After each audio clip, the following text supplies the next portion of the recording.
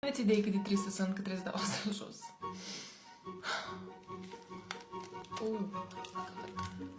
Vai, cred că mi-au și pielea de aici.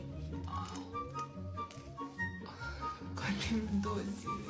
Am pus-o și pe sora mea și pe maică mea să mă ajute să termin 2 zile astea ca să mi le pot pune în păr. Mai am de făcut încă 3 machiaje. Știu că nu multă lume bea Schweppes așa, dar mie îmi place tare mult. Cred că nu mi-am epilat sprâncenii prea tare. Un machiaj cu foarte mult roșu e foarte dificil de dat jos. Este un război în baie.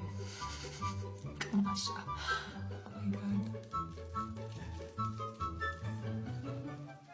Nici nu știu ce să fac în momentul ăsta. Dacă are sens să încerc să demachez mai mult. Nu cred. Ancuța, dacă te uiți la asta, îmi pare rău de unghii. Mă bag la duș pentru că trebuie să mă apuc neapărat de al doilea machiaj. Pupici! Bye!